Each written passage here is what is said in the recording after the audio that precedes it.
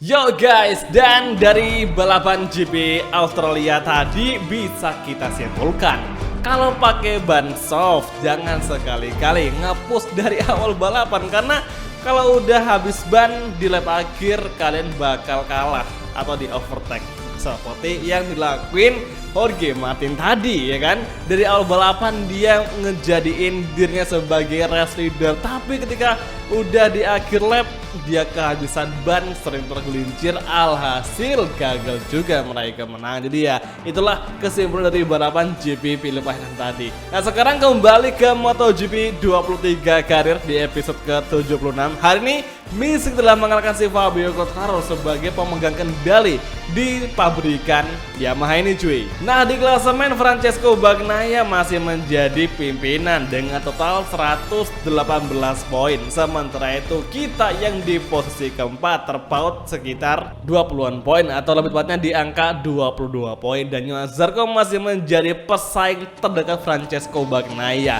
Sementara itu Asep Surasep di posisi ke-14, dia turun 2 posisi dan sekarang memiliki 35 poin sementara waktu. Nah btw sorry banget nih buat disclaimer juga atau informasi juga bahwa gue seri yang kemarin sempat bilang pengen ngerubah bendera, nomor start dan juga wajahnya si Asep, itu sayang banget nggak bisa gue lakuin atau gue penuhin karena emang udah gue coba berkali-kali ternyata nggak bisa. Jadi ya mohon maaf banget buat teman-teman semua, jadi ya mohon bersabar. Untuk karakternya si Asep masih menggunakan nomor 66 dan juga bendera Jepang, dan juga wajahnya masih menggunakan wajahnya si Kobayashi, jadi sorry banget. Oke, sekarang kualifikasi akan segera kita lakukan guys di GP Assen. Dan ya, hari ini cuaca benar-benar mendung sekali dan ada potensi nanti di race itu akan terjadi perubahan cuaca atau flag to flag yang semula kering menjadi hujan. Di sektor 1 kita memiliki gebar warna merah ya, lebih kencang kepada dari si Pecco Bagnaia. Kemudian di sektor kedua kita memiliki gebar warna kuning agak lamban 0,2 dari Pecco Bagnaia. Kemudian di sektor ketiga kita berhasil mempersempit lagi gap dengan Francesco Bagnaia hanya 0,066. Kemudian di last sektor atau di final chicane kita berhasil melibas last corner dengan sangat bagus sekali. Kemudian di finish line kita berhasil meraih pole position untuk MotoGP Assen. Jadi Pecco Bagnaia, Espargaro akan berada di sebelah kita, sementara itu Enea Bastianini, Johan Zarco, Marco Bezzecchi start di baris kedua, dan Asep bakal start dengan Alex Rins di barisan ketiga bersama juga dengan seorang Brad Binder, wakil dari KTM Factory Racing. Let's see aja apakah bakal terjadi duel epic di race kali ini. Langsung aja menuju ke race di hari Minggu untuk MotoGP Dutch Grand Prix.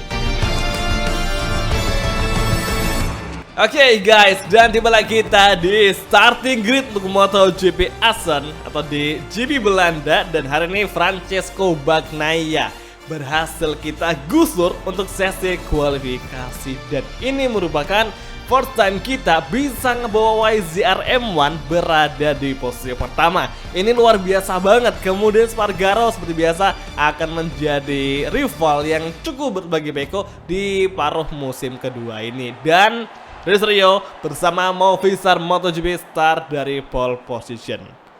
Oke, ini merupakan rekor yang sangat bagus karena kita sudah bisa untuk kembali membawa Yamaha kenceng, dan harapannya sih kita hari ini bisa meraih kemenangan. Cuman biasanya di setiap kualifikasi dengan race itu pasti bakal beda jalan cerita. Nah hari ini medium sengaja kita gunakan karena hari ini ada potensi akan terjadi perubahan cuaca atau flag to flag. Oke, langsung saja kita mulai balapan di MotoGP Assen untuk Dutch Grand Prix di round kali ini.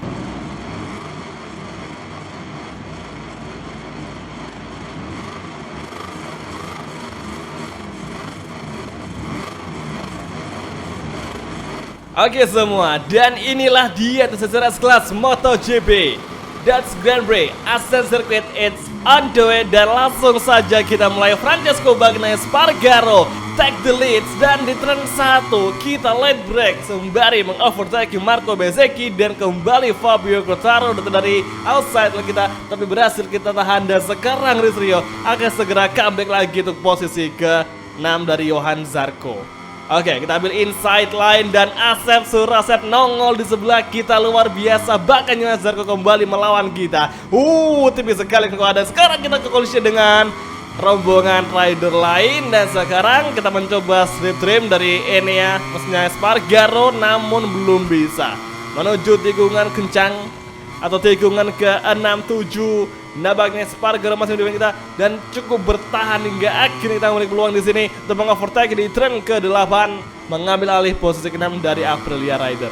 Oke, clear aman dan sekarang fokus kepada Alex Rins, Marco Bezzecchi dan juga Brad Binder. Sementara itu, Francesco Bagnaia dan juga Enea Bastian ini mengambil alih pimpinan balapan dengan sangat kencang sekali. Bahkan sekarang mereka berdua memperlebar gauge. Sekarang Brad Binder nyaris terjatuh dan dia melebar keluar gravel, kontak dengan Bezzecchi tadi. Sekarang yellow flag berkibar, sepertinya Brad Binder terjatuh kawan-kawan. Dan sekarang Espargaro datang di last sector mencoba mengovertake Bezzecchi, namun Bezzecchi mendefend. Dan sekarang giliran Rizrio untuk masuk dari sisi kanan. Kita overtaking, bisakah? Oke, nice sekali di tikungan chicane last sector dan yellow flag masih terus berkedip di lampu indikator sebelah jalan. Sekarang di turn 1 lap kedua kita light break kembali, akan fokus menuju Marco Bezzecchi dan Rins yang sekarang di posisi ketiga.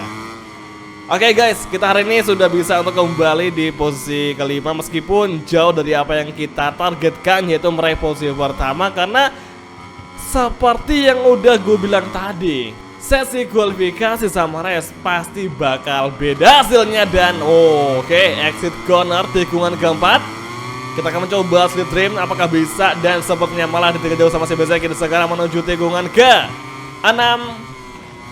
Kita ambil inside line, bisakah? Masih menyusul hingga sekarang di turn ke-8. Kita lihat break kembali, mengovertaking Bezzecchi dan kita dapat momentum. Bagus sekali dari SC Gunner.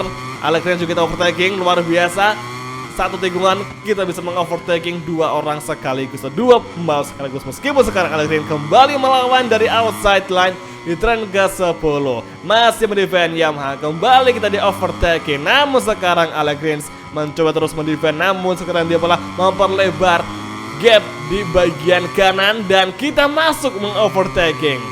Yes, nice. Oke, podium 3 kita amankan dan sekarang saatnya fokus untuk menyusul Francesco Bagnaia dan juga Enea Bastian ini. Lap kedua masih berlangsung, namun perjalanan masih sangat panjang di race kali ini, di mana Ducati sangat unggul telak ya selama 3 lap awal ini guys. Namun kita akan terus berjuang keras agar bisa menunjukkan hasil yang sangat positif. Guna apa? Guna bisa merebut gelar dari Pecco Bagnaia, posisi klasemen sementara dari Francesco Bagnaia.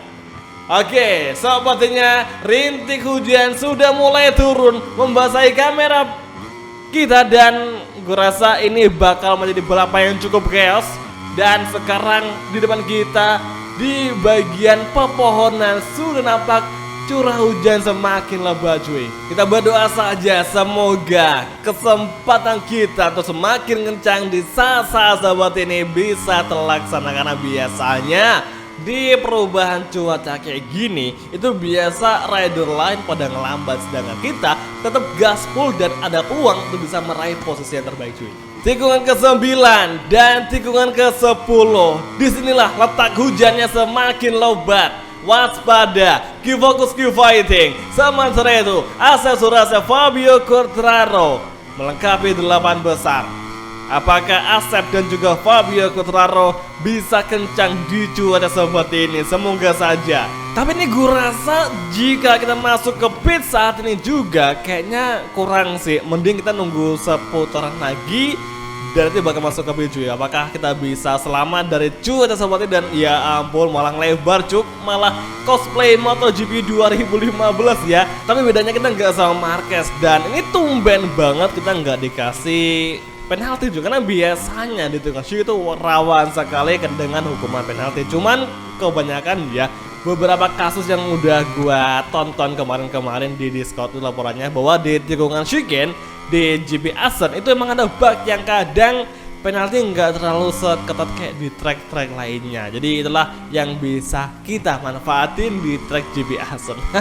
Ya ibaratnya kayak apa ya, kayak kita sedikit mengakali yang namanya regulasi guna mencari manfaat yang sangat terbaik. Hehe. Oke, hati-hati. Ini gue udah mulai ngerasa nggak klop nih. Feelnya udah kurang bagus sama Bastik, yang berarti udah wajib banget di lap kali ini kita masuk ke pit mengganti motor dengan settingan basah dan apesnya. Gue kelupaan buat nyeting settingan motor ke settingan basah, yang pada akhirnya kita bakal menggunakan motor kering cuy di sini. Maksudnya settingan kering tapi ban doangnya diganti. Jadi ya berdoa aja semoga kita bisa selamat lah dari semua apapun itu yang ada di sini, karena biasanya settingan basah sama kering itu sangatlah berbeda. Jadi ya kita agak was-was, tapi ya semoga aja lah gak sampai terjadi hal-hal yang tidak kita inginkan. Oke, saja menuju pit entry. Jangan lupa kita harus di bawah 60 km/h supaya nggak kena penalti. Waduh, bukan ini cuy, salah. Astaga, kita terlalu lambat. Dan oke, nice kan. Ini nih yang nggak gue suka dari MotoGP game atau dari milestone, yang mana sensor track limit sama garisnya itu nggak sinkron cuy, nggak sama. Itu yang bikin kita agak bingung. Alhasil kita masuk ke pit tadi agak ngelambat. Yang harusnya bisa agak lebih kenceng harus kita lambatin lebih awal. Oke lah, semoga aja Pecco Bagnaia yang tadi udah ganti motor nggak sampai menyusul kita, semoga. Sekarang langsung kita keluar. Oke, come on, dan rombongan rival di belakang yaitu Pecco Enea sudah mulai mengejar cuy. Dan sekarang di tren 1 kita di lambung kah? Dan benar saja Enea Pecco Bagnaia datang mengovertake dan langsung gaspol saja di sini. Lap kelima, 3 lap lagi di MotoGP Assen. Semakin sengit, semakin seru, semakin menantang, semakin challenging dan semakin susah balapan di sini. Oke, Enea Bastian ini take the lead. Pecco di posisi kedua dan Alex Rins sebagai ulang kita. Hati-hati, fokus ke fighting. Dan saat ini lawan kita adalah Alex Rins dan juga Alex Espargaro. Sementara itu Asep Surasep bagus sekali, dia bertahan di posisi 6 hingga sekarang di lap kelima dengan cuaca yang sangat membingungkan di GP Assen. Alex Rins datang mencoba mengovertaking, namun Rizrio berhasil bertahan hingga sekarang di tikungan ke-9 entry corner. Kita masih bertahan sembari fokus menyusul mengejar Ducati Factor yang sangat tangguh di race kali ini.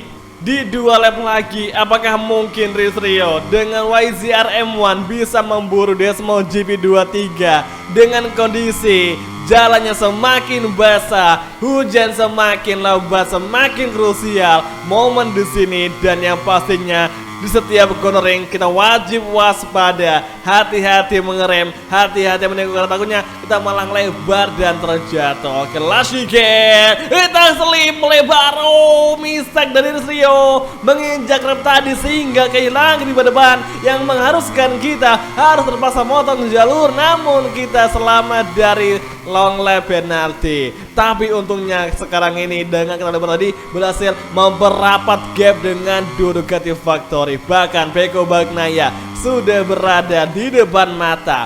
Tidak lebih dari 1 gapnya kita bisa tuh menyusul Francesco Bagnaia. Semoga saja kita nggak sampai ditinggalkan lagi di lurusan sesaat lagi. Oke guys, come on, semangat. Jangan sampai kita menyerah karena masih cukup panjang balapan di sini. Ya, meskipun tinggal 1 setengah lap lagi, tapi masih bisa kita maksimalkan jika kita ada kemauan.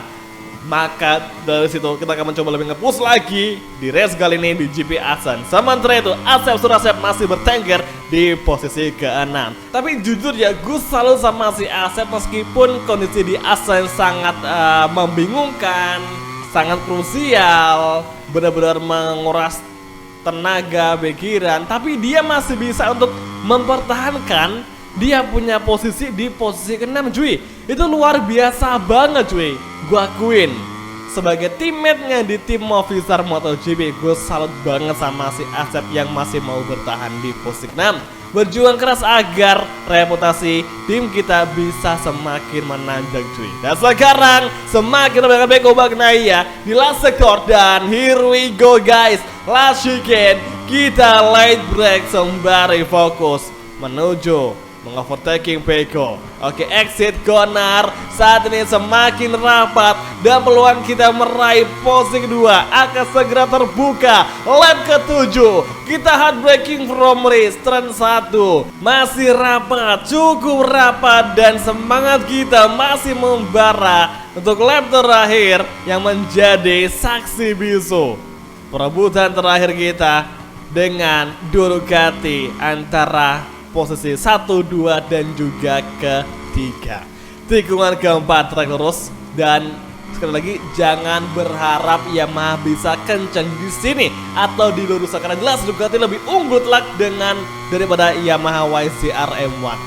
Tapi di tikungan kencang kita akan sangat unggul seperti saat ini. Oke, early braking menuju turn ke-8 agak melebar kembali ke racing line. Entry corner menuju trek lurus dan tinggal 2 sektor lagi. GP Asen akan segera usai, namun gap kita dengan Ducati semakin jauh. Apa yang terjadi dengan Yamaha? Sekarang kita melebar, sayang sekali membuat mistake, namun di entry turn ke-10 kita akan lebih fokus lagi untuk menyusul duo Ducati Factory. Oke, come on guys, 1 sektor tersisa. Enea melewati gravel dan Francesco Bagnaia take the lead.